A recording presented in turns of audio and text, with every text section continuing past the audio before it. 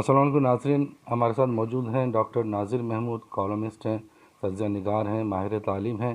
ہم ان سے آج گفتگو کریں گے یکساں قومی نصاب کے حوالے سے۔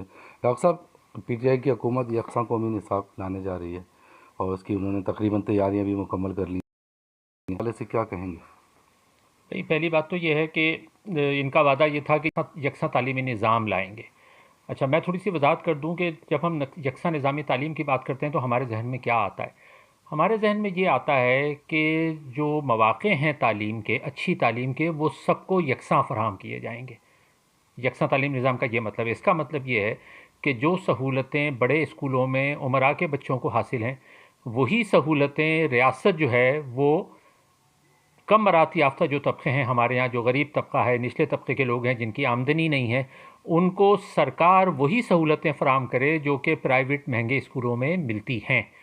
ان کے پاس فنکشننگ ٹوائلٹس ہوں۔ اب ہمارے ہاں آدھے سے زیادہ اسکول سرکاری ایسے ہیں جس میں فنکشننگ ٹوائلٹس نہیں ہیں کام کرنے پر، اس میں پانی نہیں ہوتا، رننگ واٹر نہیں ہوتا، باؤنڈری وال نہیں ہے، کھیلنے کے میدان نہیں ہے، لائبریری نہیں ہے، سائنس کی لیبس نہیں ہیں۔ یہ ہمارے اسکولوں کا حال ہے پورے پاکستان میں، سوائے چند بڑے شہروں کو چھوڑ کے۔ شاید آپ اسلام آباد چلے جائیں تو کچھ سرکاری اسکول آپ کو بہتر مل جائیں، ورنہ یہی حال ہے۔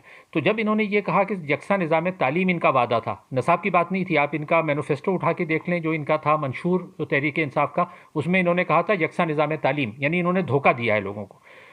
یکساں نظام تعلیم کا مطلب یہ تھا کہ یہ ساری سہولتیں، وہی سہولتیں ہر طبقے کے لوگوں کو فراہم کی جائیں جو امیر بچوں کو حاصل ہیں۔ تو انہوں نے دھوکہ دیا۔ اب دھوکہ دے کے اب چونکہ یہ وہ نہیں کرنا چاہ رہے تھے، انہوں نے یہ کیا کہ یکساں تعلیمی نظام کے بجائے کہنے لگے یکساں نصاب لایا جائے گا۔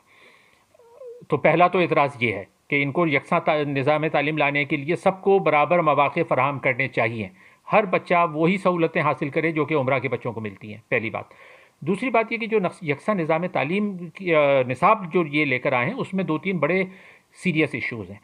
سیریس ایشوز یہ ہیں کہ اس میں انہوں نے بنیادی تبدیلی نہیں کی ہے۔ بنیادی طور پر یہ 1996 کا جو نصاب تھا وہی ہے، اس میں انہوں نے کوئی 10-15% تبدیلی کی ہے، اور وہ تبدیلی انہوں نے کیا کی ہے کہ اس میں انہوں نے ایک تو انہوں نے کیا کیا ہے کہ پیپر ورک کیا ہے نا، پیپر ورک کر کے اس کو آؤٹ کم بیسڈ بہت ساری رائٹنگ کر دی ہے، ٹیکسٹ بیس بہت زیادہ کر دیا گیا، وہ صحیح ہے، لیکن اس کے ساتھ ساتھ یہ نصاب بنانا ان کا کام ہی نہیں تھا۔ 18ویں ترمیم کے بعد تعلیم جو ہے وہ ہر سطح پر صوبوں کو منتقل ہو چکی ہے، یہ ان کا کام نہیں تھا۔ اس وقت جو ہماری وفاقی 18ویں ترمیم کے بعد پچھلے 10 سال سے ہماری جو وزارت کا نام ہے وہ فیڈرل منسٹری آف ایجوکیشن نہیں ہے، اس کا نام ہے منسٹری آف فیڈرل ایجوکیشن، اور ان دونوں میں بہت فرق ہے۔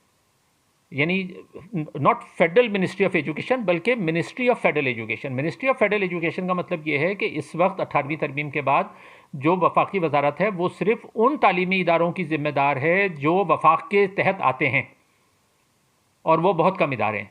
تو اس وقت ہماری جو منسٹری ہے اس کا نام ہے ministry of federal education and professional training. نہ یہ پروفیشنل ٹریننگ پہ کچھ کر رہے ہیں، اگر ان کو کچھ کرنا تھا تو یہ پروفیشنل ٹریننگ پہ کچھ کرتے، اسکل ڈیولپمنٹ کے کچھ ادارے بناتے نئے، اس میں کوئی کام نہیں کیا۔ یعنی کام یہ وہ کر رہے ہیں جو ان کی ڈومین میں آتا ہی نہیں ہے۔ اچھا کر دیا، اب یہ کیا کر رہے ہیں، چونکہ 3 صوبوں میں پی ٹی آئی کی حکومت ہے، وہ تو بھلا وہ سندھ گورنمنٹ کا کہ وہ مزاحمت کر رہی ہے، چونکہ 3 صوبوں میں پی ٹی آئی کی گورنمنٹ ہے تو یہ تھوپنے کی کوشش کر رہے ہیں۔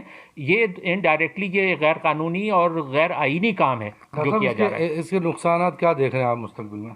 بھائی سب سے پہلا تو نقصان یہی ہے کہ 18ویں ترمیم کی کینسلیشن ہو رہی ہے اس کے ذریعے۔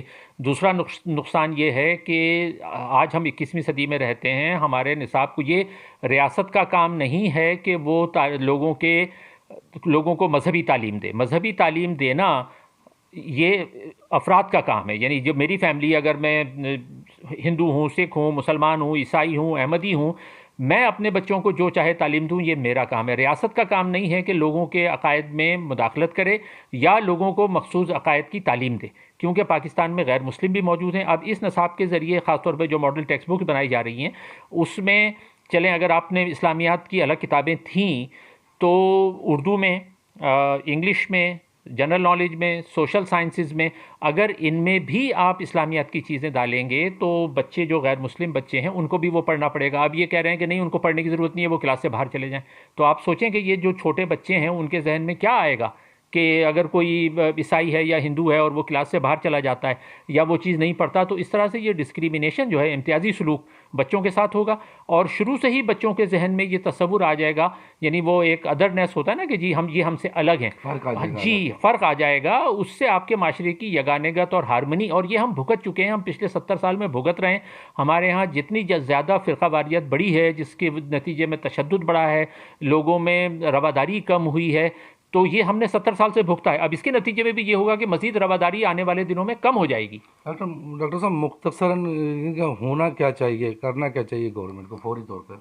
بھائی اپنا وعدہ پورا کرنا چاہیے۔ وعدہ ان کا یہ تھا کہ یکساں نظام تعلیم لائیں گے، تو نظام تعلیم کی میں نے وضاحت کر دی کہ ان کو یہ چاہیے کہ تمام سرکاری اسکولوں کی حالت بہتر بنائیں اور اس میں وہ تمام سہولتیں فراہم کریں جو کسی بھی اچھے پرائیویٹ بڑے اسکول میں سہولتیں جو موجود ہیں، وہ ساری سہولتیں اگر یہ سرکاری اسکولوں میں پورے ملک میں دیتے ہیں، ہم اس کو ویلکم کریں گے۔ یہ سب سے اچھی بات۔ بہت شکریہ ڈاکٹر صاحب۔ جی ناظرین، آپ نے ڈاکٹر ناظر محمود کی گفتگو سنی۔ اگلے پروگرام کے لیے اجازت دیجیے گا۔ خدا حافظ۔ Hey there. Subscribe to my channel. And also press this bell icon, so you never miss any new updates, cause whenever we upload new video you will get a notification on your phone.